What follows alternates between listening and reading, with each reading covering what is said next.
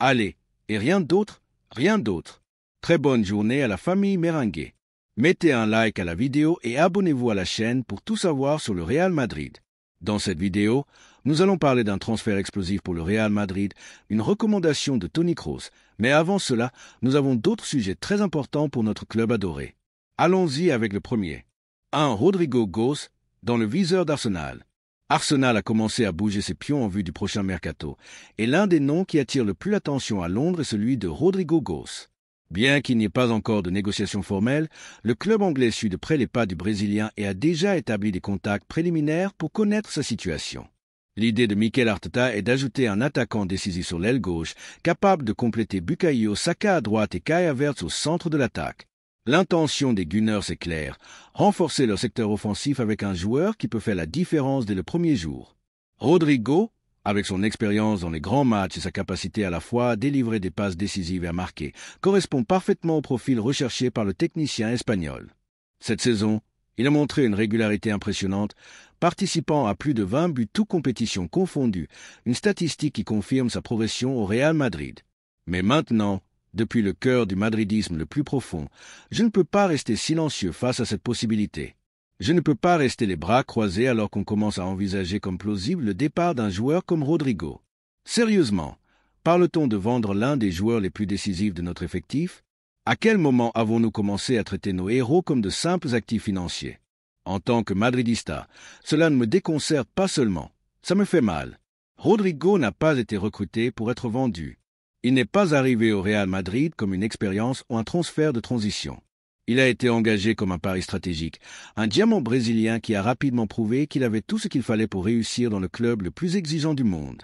Sa progression a été constante, depuis ses premiers buts en Ligue des Champions jusqu'à ses nuits inoubliables au Bernabéu, où son nom était scandé avec ferveur.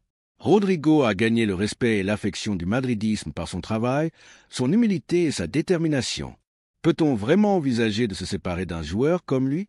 L'argument selon lequel son départ permettrait de libérer de la masse salariale et de faire de la place pour d'autres recrues comme Dan Huijsen ou Alvaro Cara ne me convainc absolument pas.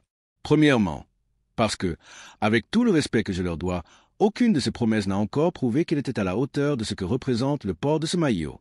Deuxièmement, parce qu'on ne peut pas remplacer l'expérience, le sang-froid et le caractère compétitif de Rodrigo par des recrues qui restent à tester. Et troisièmement, parce que se débarrasser de l'un de vos atouts les plus précieux sur le plan sportif juste pour équilibrer les comptes est une stratégie qui pourrait coûter très cher à tous les niveaux. Le Real Madrid ne peut pas tomber dans le piège du court-termisme.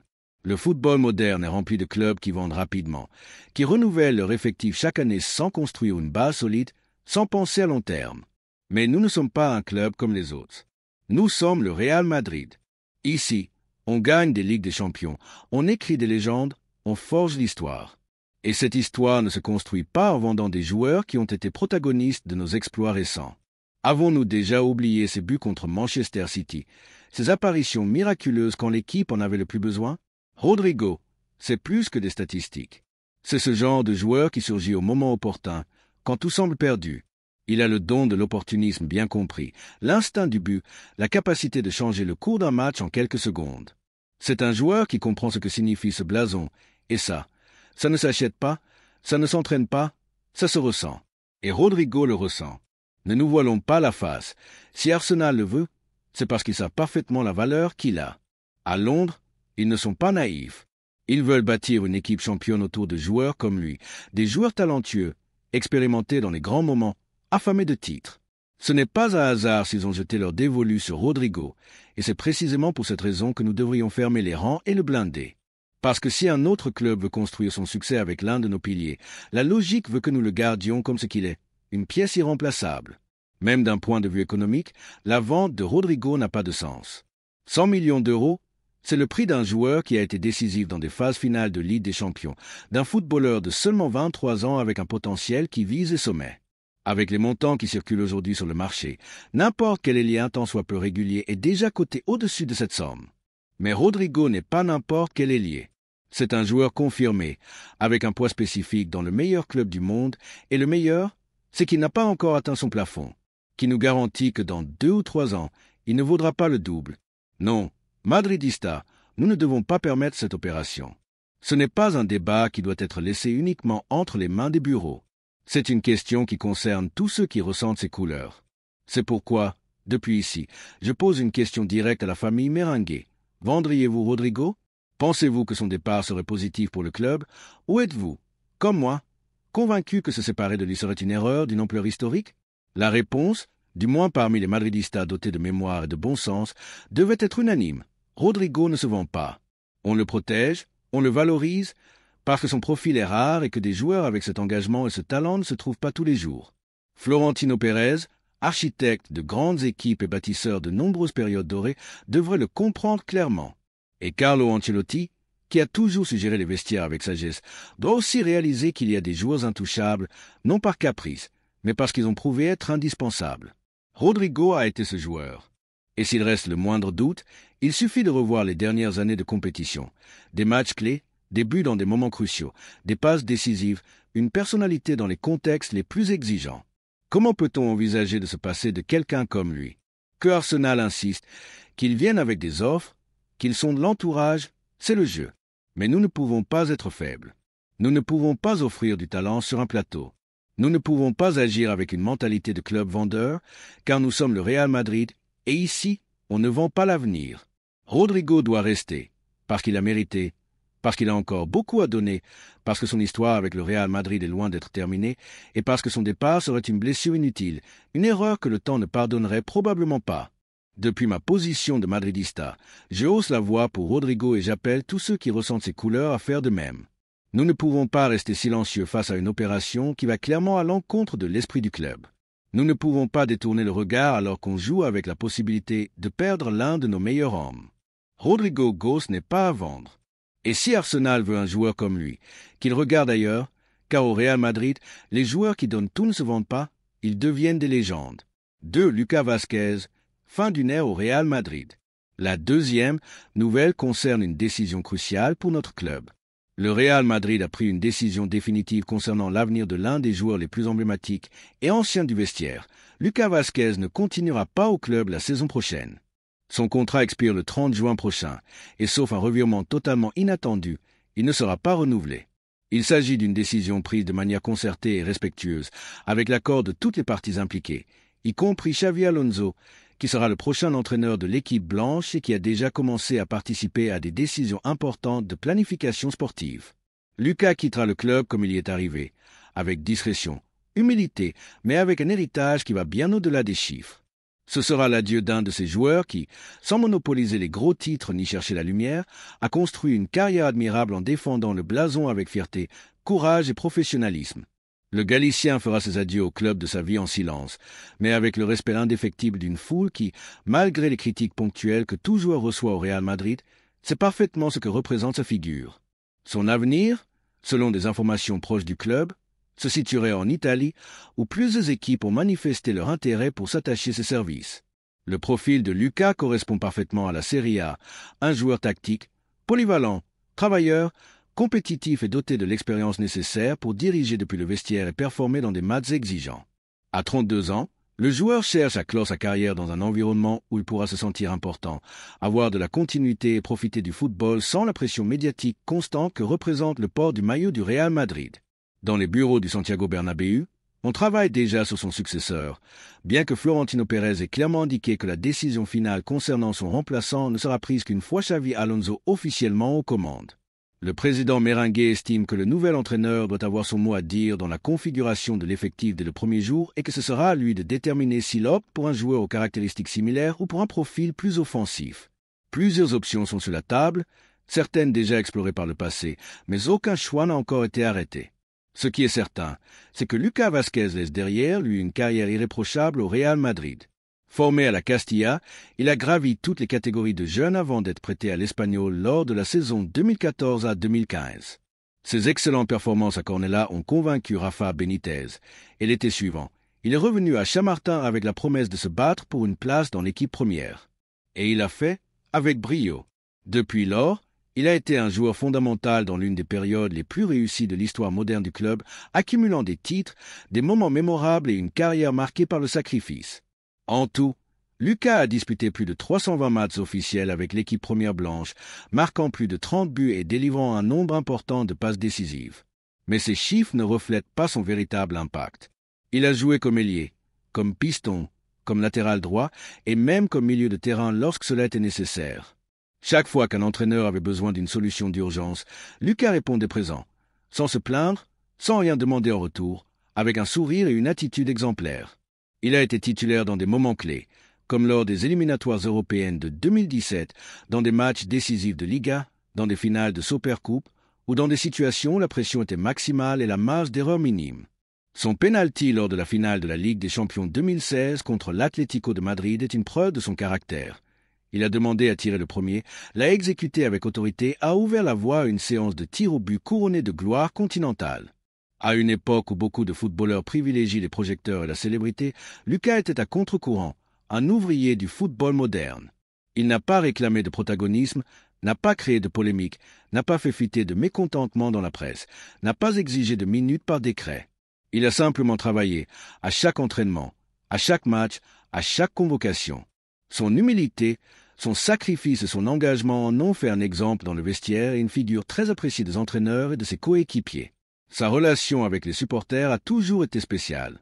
Bien que certains secteurs aient critiqué ses limites techniques ou son rôle dans l'équipe, la majorité du madridisme a su comprendre que Lucas offre ce que peut son prêt à donner, son âme. Quand beaucoup se cachaient, il avançait. Quand le match demandait de l'intensité, il accélérait. Quand un leadership discret était nécessaire, Lucas était là. Son madridisme n'était pas fin, il était réel, authentique, contagieux. Dans un club comme le Real Madrid, qui exige toujours le meilleur et où la concurrence est féroce, rester aussi longtemps et continuer à avoir des minutes est une prouesse réservée à peu. Lucas a survécu à des entraîneurs, à des transferts coûteux et à des générations de talents émergents. Pourquoi? Parce qu'il était fiable, utile, parce que tout le monde savait que lorsqu'il jouait, l'équipe gagnait en intensité, en ordre et en engagement. Aujourd'hui, avec l'arrivée d'un nouveau cycle, il est temps de clore son chapitre. Et depuis ici, en tant que madridista, je ne peux que dire que c'est une sortie logique et positive pour les deux parties. Le club a besoin de se renouveler, de faire place à des joueurs plus jeunes et de libérer des places pour de futures incorporations. Lucas, de son côté, mérite de jouer régulièrement sans avoir à se battre pour des minutes face à des joueurs comme Carvajal, Valverde ou même Rodrigo dans des rôles similaires.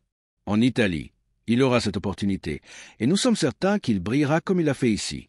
Il est naturel que cela fasse un peu mal de voir partir quelqu'un d'aussi loyal, mais le football ne s'arrête pas, et le Real Madrid non plus. L'héritage de Lucas Vázquez restera. Son souvenir restera gravé dans la mémoire des madridistas qui valorisent au-delà du but spectaculaire ou du dribble clinquant. Nous valorisons l'attitude, le respect pour le blason, l'engagement sans condition. Merci, Lucas, pour avoir couru jusqu'au bout, pour avoir centré avec précision, pour avoir couvert l'arrière du latéral quand personne d'autre ne le faisait, pour avoir accepté sans broncher les passages sur le banc, pour avoir pris les jeunes dans tes bras, pour avoir célébré les buts des autres comme s'ils étaient les tiens, pour avoir toujours compris ce que signifie porter ce maillot, pour nous avoir représentés tous. Maintenant, la question est ouverte à la famille Merengue. Que pensez-vous, madridista? Est-ce le bon moment pour que Lucas fasse ses adieux au club? Ou pensez-vous qu'il pourrait encore avoir un rôle dans l'effectif de Xavi Alonso? Quelle que soit la réponse, nous devons tous nous accorder sur une chose. L'un des nôtres s'en va, et cela mérite le plus grand respect. À jamais, Lucas Vázquez. Le Bernabéu aura toujours ses portes ouvertes pour toi, car les joueurs vont et viennent, mais ceux qui luttent pour ce blason comme toi ne s'oublient jamais. 3. Ronald Araujo, impossible transfert retentissant pour le Real Madrid. La troisième nouvelle concerne un potentiel transfert explosif pour le Real Madrid. Une fois de plus, le Real Madrid manœuvre avec astuce sur le marché des transferts, prouvant que sa grandeur ne se forge pas seulement dans les titres, mais aussi dans sa capacité à anticiper les opportunités. Cette fois, le nom qui a capté l'attention des bureaux de Valdebebas est celui de Ronald Araujo. Le défenseur central uruguayen, considéré pendant des années comme l'une des pièces maîtresses du système défensif du FC Barcelone, traverse une période d'incertitude après une série de performances questionnées, la plus récente et significative étant celle face à l'Inter Milan en Ligue des Champions, un match qui a marqué un tournant, non seulement dans l'état d'esprit du vestiaire culé, mais aussi dans la perception que la direction a du joueur. Florentino Pérez, président du club blanc, a su interpréter parfaitement ce changement de contexte et n'a pas tardé à se positionner, avec son style habituel, discret mais décidé. Le grand patron du club le plus puissant du football mondial a commencé à étudier sérieusement la possibilité d'intégrer le défenseur charrua à l'effectif merengue. Il ne s'agit pas d'une idée farfelue ni d'une opération provocatrice sans fondement. C'est un pari mûrement réfléchi, basé sur des arguments techniques, sportifs et stratégiques qui placent le Real Madrid en position privilégiée pour exécuter l'un des coups les plus inattendus du prochain mercato. Le FC Barcelone, sous la pression médiatique et le mécontentement interne après son nouvel échec européen, a choisi de réduire ses exigences économiques pour Araujo. Ce qui, il y a encore quelques mois, était considéré comme non négociable se situe aujourd'hui autour de 50 millions d'euros.